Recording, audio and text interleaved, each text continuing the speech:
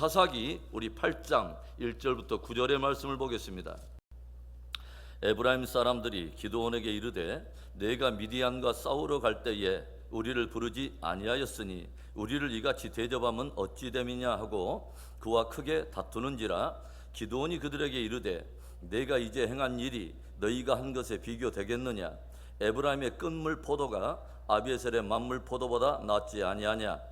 하나님이 미디안의 방백 오렙과 스앱을 너희 손에 넘겨주었으니 내가 한 일이 어찌 능히 너희가 한 것에 비교되겠느냐 하니라.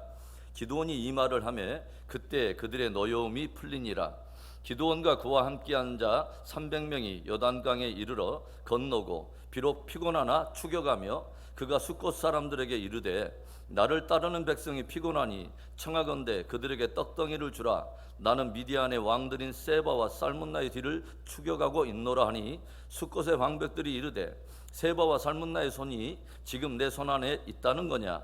어찌 우리가 내 군대에게 떡을 주겠느냐 하는지라. 기드온이 이르되 그러면 여호와께서 세바와 살문나를 내 손에 넘겨주신 후에 내가 들가시와 찔레로 너희 살을 찢으리라 하고 거기서 브누엘로 올라가서 그들에게도 그같이 구한즉 브누엘 사람들의 대답도 숫곳 사람들의 대답과 같은지라.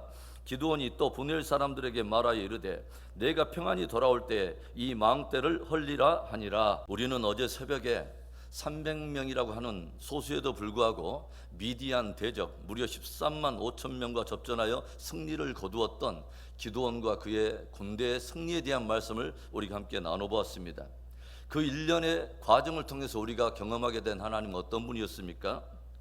연약한 믿음을 도우시는 하나님, 그리고 작은 순종을 위대하게 하시고 아름답게 사용하시는 하나님, 그리고 그 하나님은 기드온의 군대들로 하여금 이미 당신이 쌓은 그 승리의 전리품들을 취하게 하시는 하나님인 것을 우리가 함께 나눠보았어요.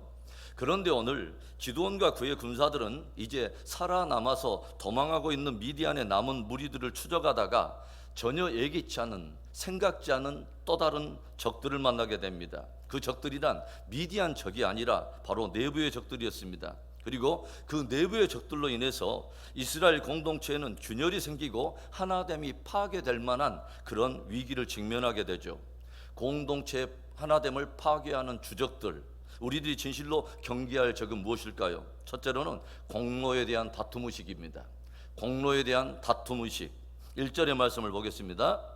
에브라임 사람들이 기드온에게 이르되 내가 미디안과 싸우러 갈 때 우리를 부르지 아니하였으니 우리를 이같이 대접하면 어찌 됨이냐 하고 그와 크게 다투는지라.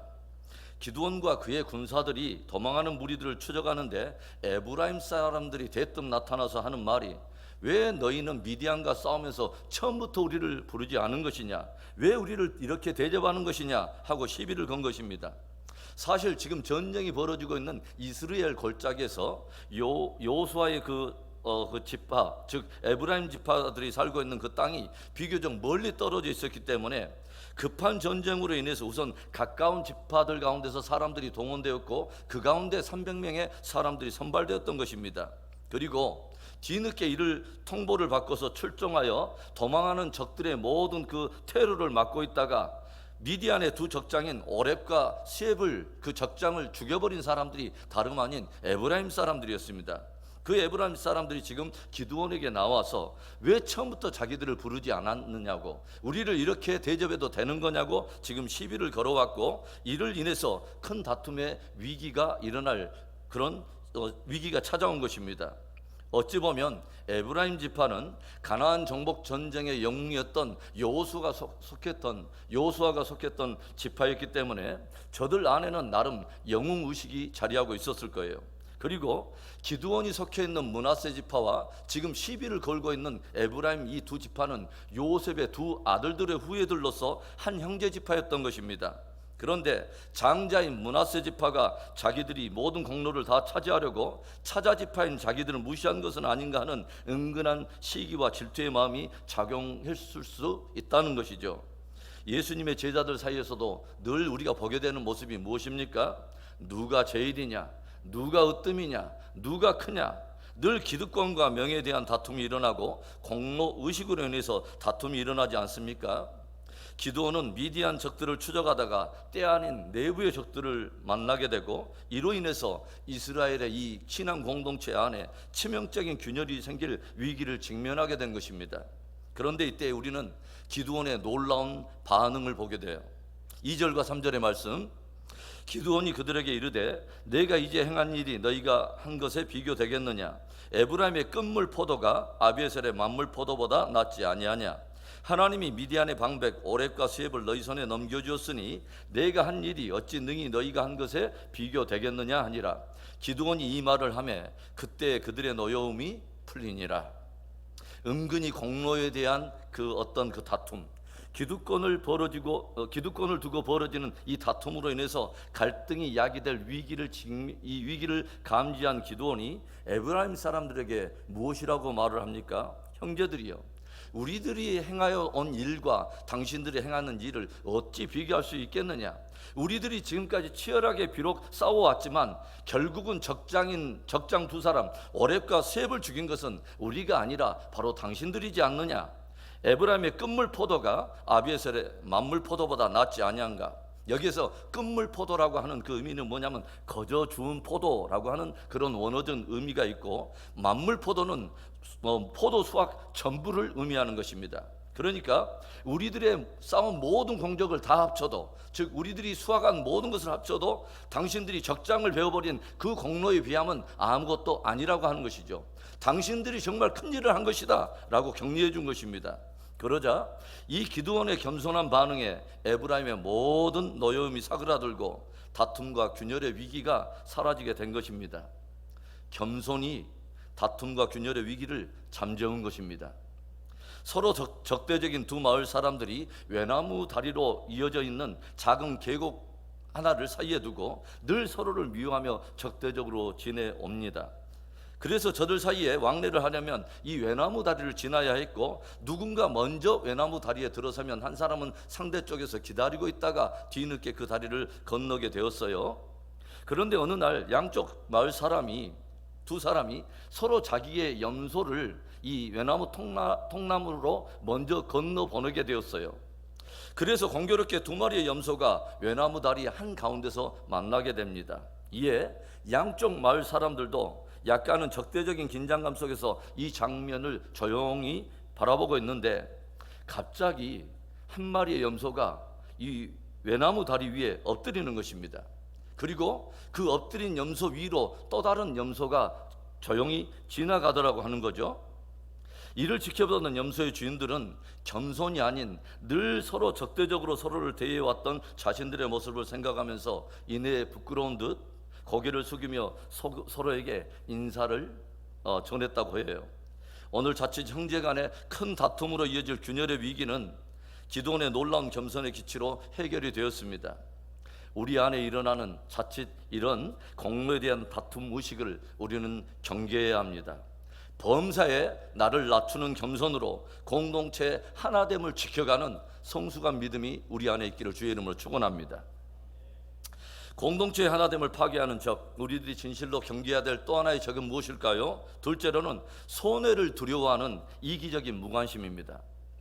에브람과 해를 이룬 기드온의 군사들이 다시 미디안 군사들을 또 추적해 가는데, 적은 숫자로 인해서 저들의 몸은 계속 지쳐가고 이제는 양식까지 떨어지면서 굶주림으로 어려움이 찾아오게 됩니다. 이때 기드온은 요단 가까운 마을인 숫곳의 사람들에게 찾아와서 지금 우리 군사들이 이 적의 왕인 세바와 살문나를 추적하는 중에 있기 때문에, 그 추적하다가 우리 용사들이 지금 지쳐서 지금 줄여 있기 때문에 당신들이 떡을 좀 마련해서 우리 병사들로 먹게 하라 간절히 부탁을 해요.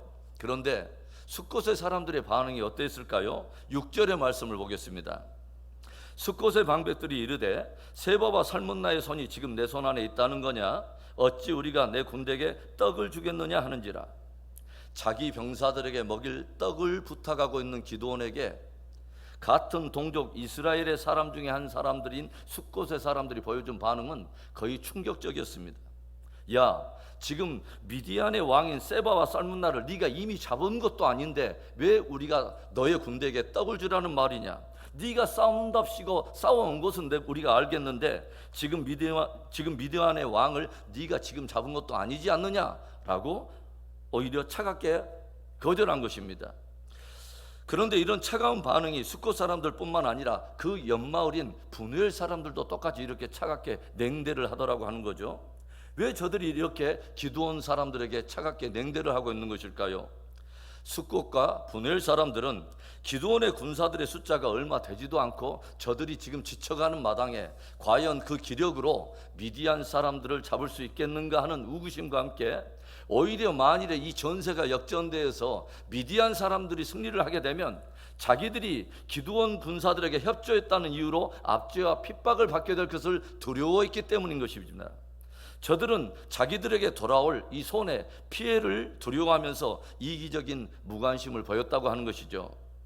지금까지 이스라엘의 구원을 위해서 싸워왔고 그로 인해서 몸이 지쳐가고 이제는 양식으로 인해서 줄이고 있는데 한 공동체로 부름을 받은 형제와 자매들의 이 차가운 반응은 너무도 가슴 아픈 것이었습니다. 바로 이것이 기드온이 만난 또 하나의 내부의 적이었던 것이죠. 손해를 두려워하는 이기적인 무관심. 바로 이것이 공동체의 하나됨을 파괴하는 또 하나의 적으로서 저와 여러분도 경계해야 될 바로 영역인 것입니다. 공동체의 하나됨을 파괴하는 적, 우리들이 경계해야 될 또 적은 무엇일까요? 마지막 세 번째로 협력하지 않는 이들에 대한 보복의식입니다. 오늘 지치고 줄인 몸을 이끌고 미디안 적들을 추적하다가 도움을 외면하는 형제들에 의해서 큰 아픔과 실망을 갖게 된 기드온. 도움을 외면하는 숫곳 사람들과 분우엘 사람들에게 기드온이 어떻게 대적합니까? 만일 하나님께서 미디안의 두 왕인 세바와 살문나를 내 손에 붙이게 되는 날에 내가 승리를 거두고 나서 돌아오게 되면 나는 돌아와서 들가시와 찔레로 너희 살을 찢으리라. 내가 돌아오게 되면 분우엘 당신들의 사람들의 이 망대를 내가 다 헐어버리리라 라고 격분을 해요. 손해를 두려워하는 이기적인 무관심도 공동체의 균열을 가져오는 치명적인 적이 되지만 협력하지 않은 이들에 대한 보복의식 역시 치명적인 요소가 되는 것입니다. 마음을 알아주지 못하고 이기적인 무관심으로 일관하는 사람들로 인해서 낙심이 찾아올 수 있고 때때로는 실망이 도를 지나치다 보면 함께 이것이 분노와 함께 보복의식으로 발전할 수 있는 것이죠. 그러나 분노로 발전하게 되고 이것이 보복의식으로 나가게 되면 그것 또한 공동체 하나됨을 파괴하는 주적이 될 수 있고 자기도 모르게 자기가 그런 역할을 하게 될 수 있다고 하는 것입니다. 우리들은 성숙하지 못하고 연약한 형제와 자매들에 대해서 기꺼이 인내할 수 있어야 합니다. 예수님께서 십자가를 지시기 전날 밤까지 제자들이 보여주는 모습은 누가 크냐, 누가 제일이냐 하는 그러한 미성숙한 모습이었어요. 이러한 것을 바라보는 예수님의 마음이 어땠을까요? 심지어 십자가의 죽음을 앞두고 땀방울이 핏방울이 되기까지 기도하시면서 주님은 제자들에게 부탁을 해요. 너희도 여기에서 깨어 있으라. 너희도 기도하라. 그런데도 졸다가 깊이 잠에 빠져버린 제자들을 바라보는 예수님의 마음은 어땠을까요? 그렇게 맹세하던 제자들이 십자가에 죽어가시는 예수님을 뒤로 하고 저주까지 하면서 도망하는 모습을 바라보고 있는 예수님의 마음은 어땠을까요? 그런데 놀라운 것은 부활하신 예수님께서는 또 그런 제자들에게 다시 찾아가셨다고 하는 거예요. 그리고 그들을 다시 독려하고 다시 일으켜 세우시고 저들을 통해서 일을 하시더라고 하는 거죠. 그리고 예수님의 인내와 오랜 기다림 끝에 마침내 그 제자들은 세상이 감당치 못할 능력의 증인들로 굳게 서는 것을 우리가 보게 되지 않습니까? 여러분, 오늘 저와 여러분은, 즉 지금 저와 여러분은 누군가 지금까지 우리를 오래 기다려준 어떤 이들의 인내와 사랑 때문에 오늘의 우리가 있다고 하는 것을 깊이 기억할 수 있기를 바랍니다. 보복의식이 아니라 넉넉한 기다림으로 연약한 자들을 품을 수 있는 성숙한 믿음이 저와 여러분 안에 있기를 주의 이름으로 축원합니다. 사랑하는 성도 여러분, 우리가 영적 전진을 하면서 때로는 아군과 적군을 분별하지 못할 때가 있어요. 어떻게 보면 진짜 적군은 우리의 내부에 있는 것입니다. 공로에 대한 다툼의식, 손해를 두려워하는 이기적인 무관심, 협력하지 않는 이들에 대한 보복의식, 십자가로 우리를 구원하시고 승리하신 예수님을 깊이 묵상하며 이 모든 내부의 적들을 우리가 함께 이겨나가고 공동체의 하나됨을 이루어 함께 승리하는 복된 우리 공동체 되기를 주의 이름으로 축원합니다.